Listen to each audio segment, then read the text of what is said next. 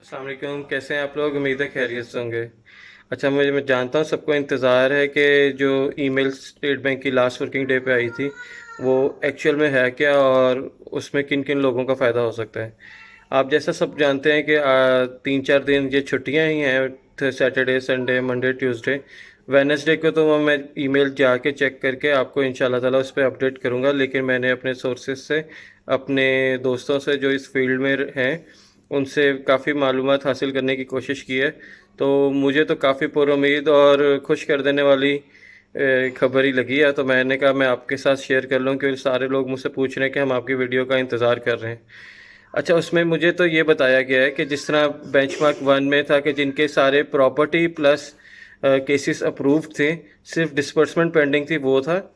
और जो बेंचमार्क 2 था, जो प्रॉपर्टी और प्रॉपर्टी के जो डील थी वो एग्जीक्यूट हो चुकी थी, यानी टोकन बयाना हो चुका हुआ था या पीटीएम वगैरह कंस्ट्रक्शन के केस में इशू हो चुके थे, और अभी उसमें बैंक की कोई प्रोसेसिंग रहती थी, वो वाले बेंचमार्क 2 थे। जो बेंचमार्क 3 थे वो थे जो एप्लीकेशंस के साथ ही प्रॉपर्टी के डॉक्यूमेंट्स भी सबमिट होते थे। जैसे आप देखते होंगे एप्लीकेशन में प्रॉपर्टी, अगर कोई प्रॉपर्टी का भी ऑप्शन आ रहा था कि आपने प्रॉपर्टी सेलेक्ट कर लिया तो वो आप प्रॉपर्टी की डिटेल दें।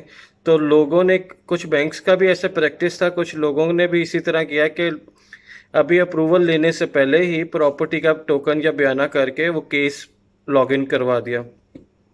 तो ऐसे केसेस को वो पाइपलाइन केसेस कहते हैं। वो केसेस प्लस जिनका ऑफर लेटर वैलिड था और उन्होंने अभी प्रॉपर्टी के डॉक्यूमेंट सबमिट नहीं करवाया है, और जिन लोगों का ऑफर लेटर वैलिड है और जिन लोगों ने प्रॉपर्टी के डॉक्यूमेंट सबमिट करवा दिए, इन सब लोगों को किसी न किसी तरीके से अकोमोडेट करने के लिए स्टेट बैंक ने डाटा मांगा है।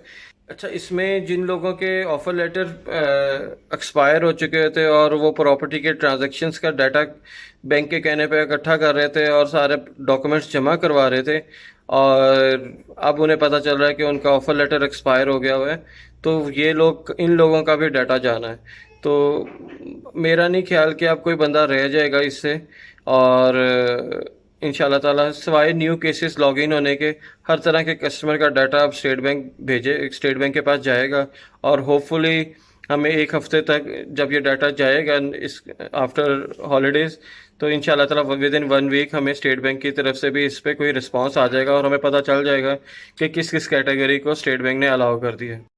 इसमें अब सबसे इम्पोर्टेंट बात ये रह गई है कि आप लोगों का डाटा जिनका बैंक के पास अवेलेबल है वो इंश्योर कर लें कि वो, उनका नाम इस लिस्ट में चला जाए।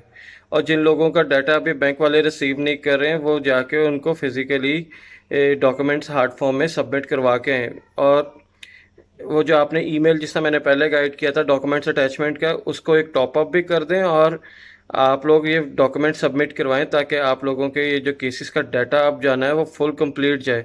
ये ना हो कि 7 जुलाई वाली तरह की बात हो जाए और आधे लोगों का डाटा ही मिस हो जाए और लोगों का काम ना हो सके। दूसरी कुछ मुझे न्यूज़ मिल रही थी कि कुछ बैंक्स अभी काम नहीं कर रहे इस पे, तो ऐसी कोई बात नहीं है, सारे बैंक्स कर रहे हैं। वो बाई चांस उनके केसेस उस पोजीशन पे नहीं हो गए या उस बैंक ने उन कस्टमर्स का जो लिस्ट है वो आगे फॉरवर्ड नहीं की होगी, या कुछ इस तरह का प्रॉब्लम आ गया होगा जिसकी वजह से वो, उनको अप्रूवल नहीं मिली होगी। तो ऐसा कुछ नहीं है, लेकिन अब ये स्टेट बैंक ने दोबारा से डाटा जब मांगा है तो इसमें होपफुली सारे सबका नाम जाना चाहिए। और ये कस्टमर्स पे भी रिस्पॉन्सिबिलिटी वाली बात है कि वो अपने बैंकर को ज़रा रिमाइंडर भी दे दें कि यार मेरा नाम लाजमी जाना चाहिए। और जो आपका ईमेल पे जो आपने कंप्लेंट किया था उसका भी एक स्टेटस रिक्वायर कर लें अगर आपको किसी का कोई रिप्लाई नहीं आया, ठीक है। तो आप सब डॉक्यूमेंट्स अपने कंप्लीट करके भेजें। और अच्छा, एक और चीज़ मैंने पता की थी कि जिन लोगों का बयाना जुलाई में हुआ हुआ है उनका क्या होगा। तो बेसिकली इस बार वो सारा डाटा कंपाइल करके सब कुछ भिजवा रहे हैं, तो मोस्ट प्रोबेबली उनके लिए भी कुछ आ जाएगा। लेकिन अभी जो अंडर कंसिड्रेशन है वो लोग हैं जिनका जून में बयाना हुआ हुआ था, ठीक है। लेकिन डाटा जुलाई वालों का भी जाएगा कि जिन लोगों को पता नहीं था स्कीम होल्ड होने का, क्योंकि उनका ऑफर लेटर वैलिड था और वो कॉन्ट्रैक्ट कर बैठे थे, और जब बैंक के पास गए तो वो होल्ड पे स्कीम थी। तो डाटा सारा ही जा रहा है, कंप्लीट जा रहा है। इसमें सारे इसमें ये वाला डाटा भी जा रहा है कि जिसमें सिर्फ अभी ऑफर लेटर इशू हुआ था, अभी प्रॉपर्टी की ट्रांजैक्शंस नहीं हुई थी, ताकि स्टेट बैंक के पास एक क्लियर पिक्चर आ जाए कि बैंक ने किस किस कस्टमर को अलाउ कर दिया हुआ है या अप्रूवल दे दिया हुआ है, और कौन कौन से केसेस पाइपलाइन में है, और कौन कौन सा उनका बयाना या टोकन हो चुका हुआ है। तो होपफुली मेरा ख्याल है कि अब कोई ऐसा बंदा रह नहीं जाएगा। हाँ, यानी कि आप सोच लें कि इसमें सिर्फ न्यू एप्लीकेशंस की बात नहीं होगी, बाकी हर तरह के केसेस की बारी हो जाएगी। Thank you.